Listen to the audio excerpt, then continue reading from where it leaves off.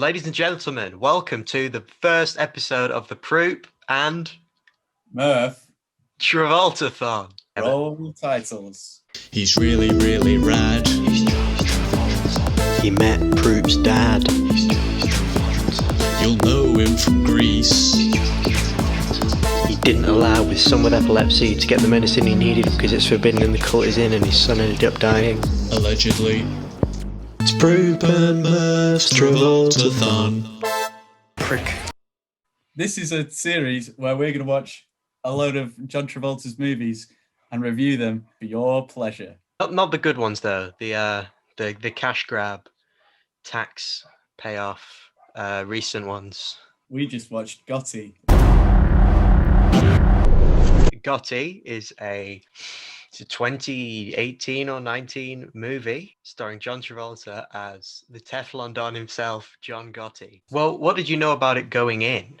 I knew nothing. I just knew it was kind of like a gangster film, and all I knew is that you described it as a recent cash grab John Travolta film, and I thought, well, this is a perfect way to start off this John Travolta marathon series. It's got like a meme gathering around it because I think it has, I don't usually follow Rotten Tomatoes scores, but it has a 0% or a 1%, I believe.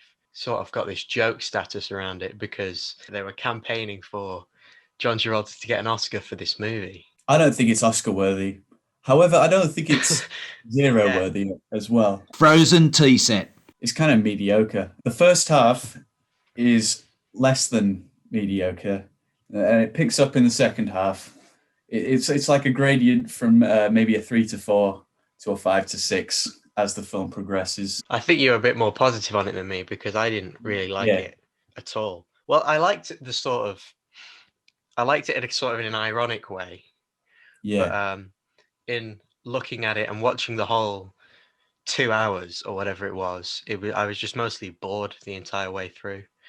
Yeah, fair enough. It did have a couple of exhilarating moments. Yeah, funny those moments. kind of moments were kind of, just kind of generic gangster film stuff. The whole film is very cliche and very generic. There doesn't seem to be very many original ideas in this. It wasn't tonally consistent either. It starts out with he's looking dead into the camera and saying, "Hey, I'm John Gotti. This is my film. New York, the greatest city in the goddamn world. You either die of cancer or you go to prison. Me, I did both."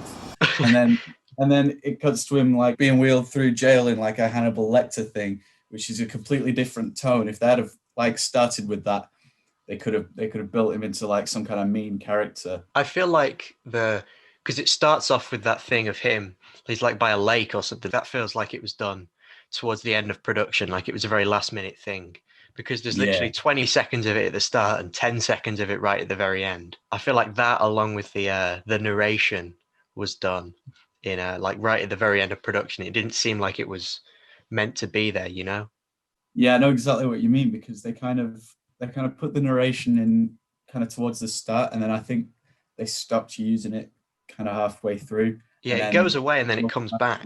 And yeah, it's like the tone of the film isn't consistent. And the character of John Gotti as well is very much, he's not an intimidating bloke, I don't think. They show him shooting people, but if they cut those scenes out, he'd just be kind of like a comical Seinfeld type guy.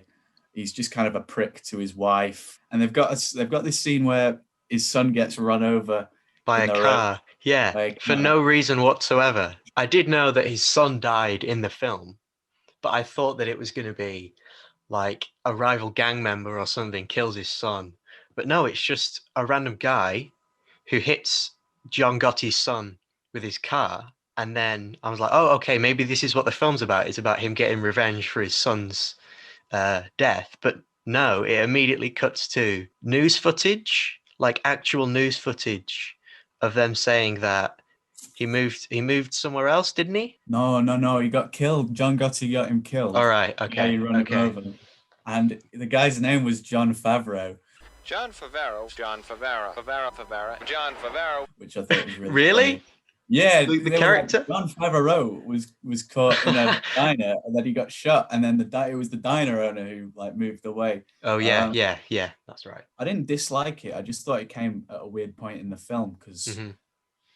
I think Especially considering because you didn't really see any of his kids except his oldest son. You didn't see any of his other kids. It was very unclear how many kids he had. it was kind of there to humanize John Gotti, I think, because it shows that he's like really strong with his wife and stuff. But then his son sees him, crying on his own, and it's supposed to show, he's got a human side, but he's not really been made to be kind of a bad, gritty character. He's kind of more like a comical gangster kind of guy. I don't think it was really necessary. I would say he is a comical character, but I don't think it's entirely done on purpose. What does he say? He says to this guy, if you ever do that again, I'll park a bus up your ass sideways or something like that. I'll park a bus up your ass fucking sideways. You understand that? Yeah, quotes like that. Yeah, which maybe if it was in... With your dick. I wouldn't fuck with your dick. Yeah, that's a very good line. I like that quote. Because I wouldn't fuck with this dick. City Fire toy set. We should probably give a brief synopsis of what this is actually about. Like, what happens. Yeah, well, to be honest, I didn't really follow the plot too well. I didn't feel like there really was one. It was just sort of this guy's life. This is the life. This is life. So it starts off, yeah, like you said, him being wheeled like in a Hannibal Lecter type chair, and he's dying of cancer in prison, and he's an old guy, and he talks with his son, and then you get flashbacks to him he's supposed to be young, but he's played by like a mid-50-year-old John Travolta. Yeah, all those kind of things made it very difficult to follow the progression of the plot, considering it kept chopping and changing between what time it was. And also just the fact that, they had this guy, Paul, who he was going to go kill. Like, he was the crime boss. I had no idea who Paul was. Neither did I. They just kept saying Paul. I was like, yeah, I'll just go with it.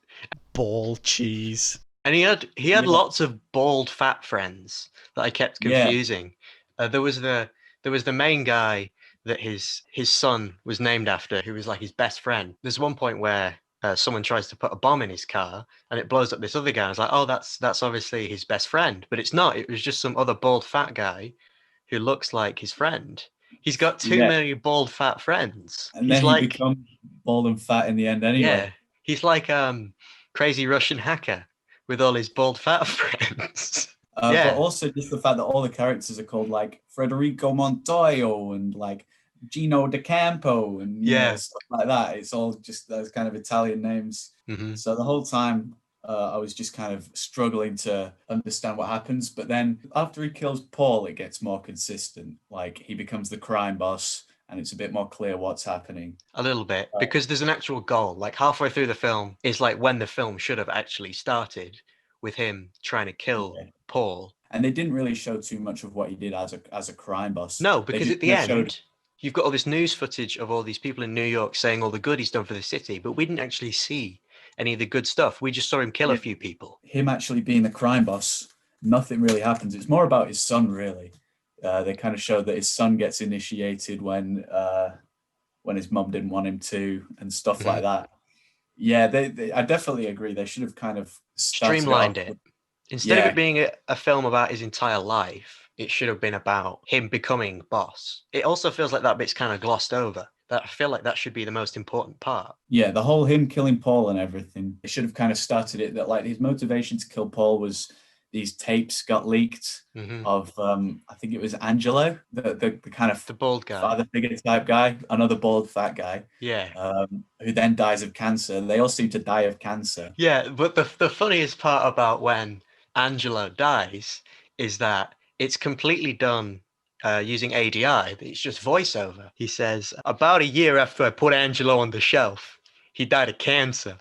But I think he died of a broken heart. That was another bald fat guy who died, wasn't it? I'm pretty sure Uncle Angelo was the guy that died of cancer. But they all become bald and fat and die of cancer. Yeah, it is very hard to follow because everyone is bald and fat dying of cancer and called Angelo.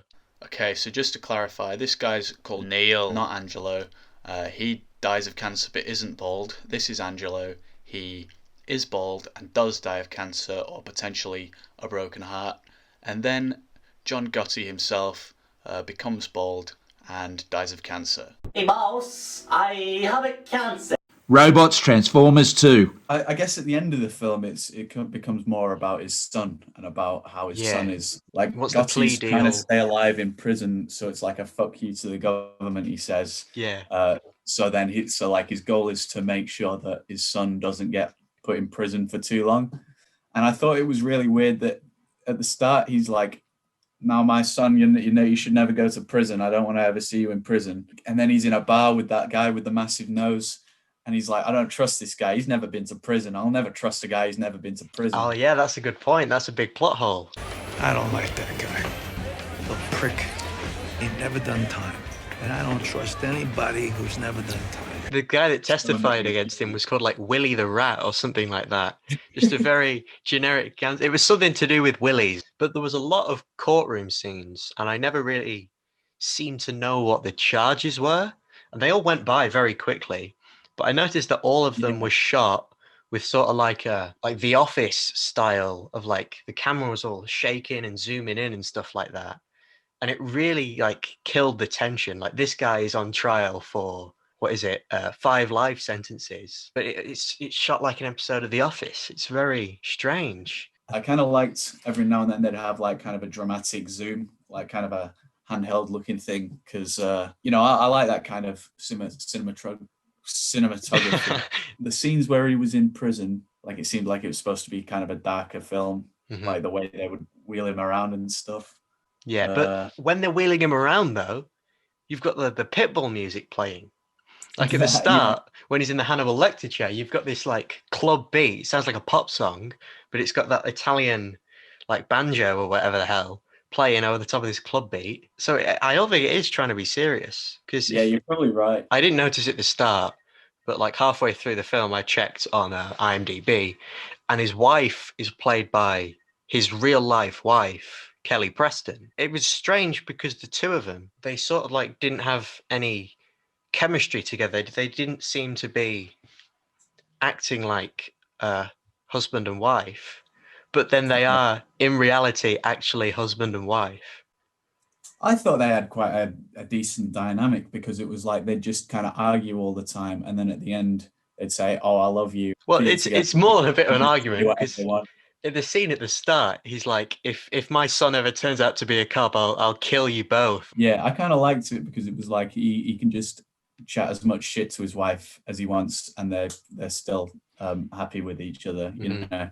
Yeah, it wasn't a very feminist movie. No. There was that bit where his son sees this girl and he's like, "Hey, you want to come grab a beer with me?" And she's like, "I'm 16. I'm 16. Yeah. "Oh, do you want to grab a soda?" Hey, Weapon, get me a soda. No. But then he ends up marrying her. Yeah. In that wedding scene, that's the same girl. At this point, that guy is probably like early 20s, like 21. It's a bit of a predatory age gap. You want to get a beer or something? John, I'm 16. Oh. You want to get a soda? It's weird that the relationship is okay, but her drinking isn't. They need to stress that she can't drink because she's 16. I thought it was good. I think they had the intention of that the audience would realize that that's kind of ironic. Mm-hmm. Colourful modelling clay. You see those two later, really late in the film, when there's the helicopter and he's sort of run away with his family. And she is recast, I believe. She looks very different. In that scene at the end, she looks a little bit older, which is strange that they decided to. If I'm right, they decided to recast her, but nobody else. And his son plays John Gotti Jr. from when he's 19 or whenever till when he's in his 50s. Yeah, and he doesn't look in his 50s at all. No. He still looks like a 20 to 30-year-old. Because when he gets out of the courtroom at the end, and there are those two guys with him, I'm like, who the hell are they? Yeah. And they're meant to be his sons because he has 2 kids, and they look the same age as him. They could have done with some of the Irishman techniques to sort that out. There is like a real problem with they don't recast any of the characters. Like his son is like the same age in the 70s when he's meant to be in his late teens as he is in present day when he's like, I don't know, 40. They kind of grey his hair a little bit, but he still looks the same age. If you don't have the kind of budget to do anything good with age, like I think recasting people can be just as jarring as keeping them the same age but in different times. They didn't need to make this film happen over 50 years or whatever. That's right. They could have completely cut out all of the early stuff. Because it was supposed to be there to develop him as a character, but it was really sloppy character development. The only thing I think that makes Gotti a sympathetic character is that he seems to be a good dad. Like, he's not a bad father. Yeah, he's very proud of his son for doing well at school, and he's like, he's really proud of him each time he achieves something, and he gets really worried about him when he does something wrong, and it shows him beating his son, but I think that shows that he cares about his son. He beats his son because his son and his friend accidentally kill somebody. I would beat my son for that, I think. Little motherfucker! There was some decent action scenes, I think. Like the bar fight was okay. And when he shoots the guy in the shower, that was okay. There was nothing that blew me away, really. And I did at the end find myself rooting for his son because he was done with the gangster life. It hadn't shown that he'd actually done anything, doing any hits or anything, doing any actual crimes. I mean, he has that bar fight. Well, the more interesting story here is John Gotti Jr. trying to get out of the shadow of his dad, who was this guy who killed lots of people and was this big mob boss of the Gambino crime family, and he wants to leave all that behind. Yeah, and I mean, that's why at the end I was rooting for him, and then they show that he gets out of prison after his dad dies. The thing is, that whole plot point, it was only like the last half an hour of the film. It was really weird because it was like, I really want you to do well at school, my boy. I'm proud of you for getting straight A's, whatever. And then you're going to get a job or something. And then his wife's like, oh, you're not going to bring him into that life. But then he's really proud of him because he brings him into that life. And then, was he a gangster though? He's been initiated into that family, I guess, because he never got caught for anything. He never got any actual. Yeah. We never see what anyone does. We never see what the crime family does. We never see what Gotti does. The only thing that we see them do is them sort of killing each other to try and get the top spot, because the rest of them, they just sort of meet up and have drinks and talk about how they don't like each other. I mean, they all get charged with like racketeering and stuff, but we never see any like actual racketeering going on. Whereas like in Goodfellas, they show him like with like piles and piles of cocaine and like doing all crimes and stuff. What you do is like set off illegal fireworks in the streets and then say, well, you can't arrest us because, we'll just pay. It's 4th of July. It's because we love America. You're saying that you're going to arrest us for loving America? Let me ask you something. You're going to put these good people in jail because they're proud of the country? Is that right? And they never show him helping the community either. They only show the news clips of people saying, oh yeah, John Gotti was a great guy, he helped the community. They never actually show that happening. Yeah, and they are real news clips. There's a bit at the start where they show the real news clips, but then in the middle they show a clip of actual John Travolta Gotti. It's awful. It's sort of like not very well blended together with I really like the idea of them using the actual news footage. They should have kept real Gotti in it. Yeah, even though it would have been a little strange because it's not John Travolta Gotti. But they do that at the end anyway, when they show all the people on the street rioting. You see his face on like it's like a really shitty Ken Burns effect. It's like an image and it Ken Burns up to the photo of John Gotti on the bridge or whatever it is. Yeah. Charmtown Dulcet. The ending, generally, I would say, is the funniest part. John Gotti's on his bed, dying, and then he says to the nurse that's helping him, he's like, "You're beautiful. You like my wife," or something like that. He's there hitting on the nurse as he's dying. You're beautiful. He's like, what was the one you said it earlier? He's like, every day I'm alive. Every day I'm alive is a fuck you to God. You understand? The very end of it is him back on the bridge or whatever it is. And he says, "You'll never live to see another person like me if you live to be 5,000 years old." As soon as the line finishes, cuts to black, And then Pitbull starts rapping about John Gotti. Great ending. I was in tears. I went back and watched that bit a couple of times. Very good It film. was really jarring because I forgot they were going to try and bookend it with the same thing they did at the start. I'd completely forgotten that it started with him doing that fourth wall break thing. And then all of a sudden, he dies in prison and everything. And he's like, hey, so that was my story. Because he's just told the story about him dying as well and what happens afterwards. So it doesn't really make sense. It didn't really seem to fit the tone of the film they were trying to go for. Well, I am not sure what tone they were going for. Exactly. I mean, the tone's all over the place. The character development's weak, but there's good moments in it. It's kind of loosely tied together. It becomes more coherent in the second half. Overall, just kind of a mediocre film. John Travolta. Well, this is the Travoltathon. So what do we actually think of John Travolta in this? Yeah, I mean, same as the plot and everything. His acting isn't terrible. It's not. The kind of character he's portraying is just kind of like a bit of a sleazy, generic cookie cutter Italian New Yorker gangster guy. Nothing special. I feel like he seems a lot better than he actually is because most other people in the film aren't great.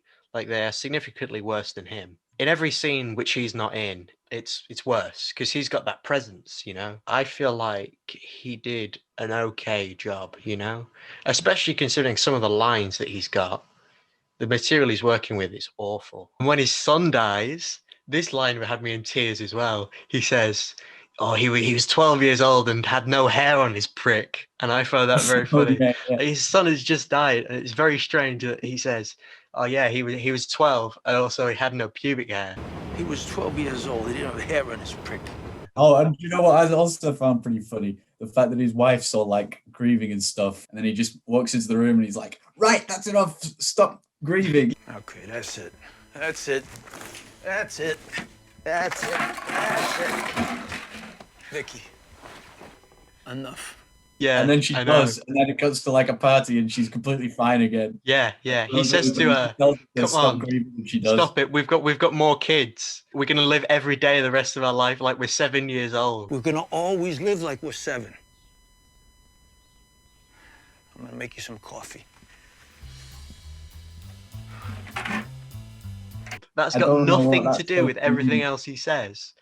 Like, what does it mean? I think on the most part, some of the quotes and stuff are like good like gangsterish quotes, like never give a man a small injury. They're maybe a little too much though, that maybe they're too funny than they are intimidating. They tried to make him intimidating, that's the thing, but they did it so lazily. They wrote his character as parody-ish kind of thing, but then tried to make him intimidating just by showing him kill people. That's the thing though, certain individual scenes and shots and stuff were done well. Maybe I'd say a third of the scenes and a third of the dialogue, whatever, was decent. A third of it was bad, and the rest of it was boring. I don't think there's good stuff. I think there's stuff that is okay. I don't think there's anything that is great about it. Yeah, and the stuff that is okay is kind of ripped off from other things. Yeah, which is ironic because he says, you'll never live to see someone like me if you live to be 5,000 years old. But you just need to watch every other gangster movie and you will see someone like him. From a critic's perspective, I can see why it's low rated, but I can also see why someone would say it was all right. Yeah. Conclusion. If we are rating it on a scale from 1 to 10, what do you think you would give it? I'd give it 5, bang in the middle. I think I would give it maybe a 3. A lot of that is from just accidental comedy and stuff like that, because I don't think a lot of it is that great. If we're ranking it on a Travolta scale from 1 to 10, how many bald Travolta heads would you give it? Wait, how much is a bald Travolta head worth? What is the difference in this scale from the other scale? It's worth about 50 pence, a bald Travolta head. I would give it about £2.50 then. All right. Well, that's £2.50. That's our final score for Gotti. Any closing thoughts? Any final things you want to say? Yeah, I did have something, but then I forgot. All right. Forgot the.